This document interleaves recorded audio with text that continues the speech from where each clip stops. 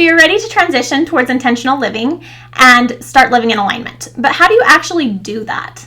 Today, we're discussing practical tips to help you move towards a purpose-driven life. In case you're new here, I'm Shelly from Personal Improvement Academy. I support multi-passionate women who love their big dreams and the family they want to share it with. Let's get started. The first step to transition to intentional living is reflection. We're going to start out with a little gut check to see where we're starting from. Think back about times when your life has or hasn't felt aligned. What stands out to you about that? Did those experiences have something in common? What does alignment mean to you? What does it look like? What does it feel like? For me, alignment feels like being present and focused. Sometimes I'll physically be with my kids, but my mind is in a million other places. I need to email that client back. I still need to RSVP to the birthday party. When is my package coming? I need that for my session next week. When my brain starts spiraling, that's out of alignment for me. Because not only am I not making progress on those things that I'm thinking about when I'm not being physically present, but I'm missing out on the current moment with my kids. When I catch myself doing that, I need to consciously refocus my attention to the present moment. Reflection can take a few different forms, so do whatever one works best for you. You can try journaling, meditating, external processing. There are a lot of different ways that you can do this. The next step towards intentional living is to get clear on your values and priorities. You can't make intentional choices without knowing the basis behind them. Grab my core values workbook at the link in the description or journal it out on your own. Figure out what's really important to you and your family so that you can make more time and space for those things. As an example, learning and faith are a couple of my core values. And you can see my family's core values here behind me. Between school, work, businesses, extracurricular activities, our weekdays can get a bit full. To prioritize quality family time, we do weekly game nights, and the kids always look forward to it. The next step towards intentional living is to simplify. My friends and family know that I'm very aware of how my environment affects my mental state. I really love white space because it feels like breathing room for my brain. So in my home, this can look like the walls, cabinets, and shelves, right? So I really like intentional wall decor. I don't like to overcrowd things because it feels like clutter to my mind. And my kids used to actually play hide and seek in empty kitchen cabinets. I also love white space in my schedule. If I could have one day a week that I literally have nothing scheduled and don't have to leave the house, that would be amazing. Have you ever noticed how your best ideas always seem to hit you when you're in the shower? White space is like a playground for creativity. Or maybe you've had a similar experience to this.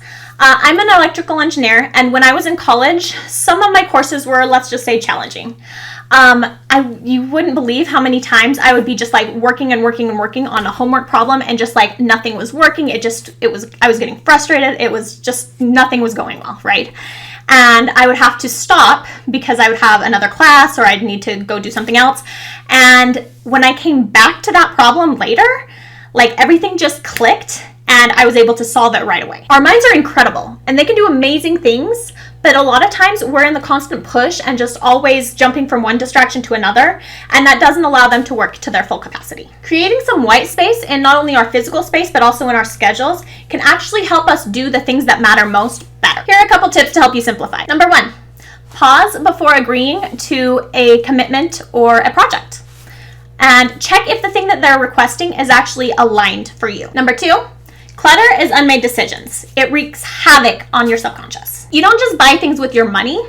Everything that you own also takes a certain amount of maintenance as well as mental energy from you. So identify items in your home that are no longer serving you and get them out of your physical space. This will not only help clear your mind, but also save yourself time in the future. The next step towards intentional living is to set boundaries. It's easy to get into a default mode of just taking on anything that's thrown at us. Every time that we say yes to something, we're by default saying no to something else. It's literally impossible to say yes to everything, and recognizing that is going to make saying no a lot easier. Setting and keeping boundaries defines and communicates the limitations of our time, space, and energy that we're willing to give something. You can also check out my video on boundaries. Let's discuss how to say no without actually saying no. You can give them a counter offer. This looks like, I can't blink, but I can blink. Okay, so basically this is articulating what you are willing to do, even if you aren't willing to meet their full request. You could also emphasize your current priorities. This could look like, I'm really focused on blank, so I can't take that on right now. This kind of tells them where your priorities are and that the thing that they're requesting doesn't kind of fall in within those priorities. You could also give them a referral. This might look like saying, I can't assist you with that right now, but so-and-so might be able to help you. This communicates that you're not able to assist, but gives them a direction to go to get what they need. The next step that you can take toward intentional living, and this one is actually my personal favorite, is to win. So this one actually comes from Notre Dame football coach Lou Holtz, and the acronym is WIN, What's Important Now.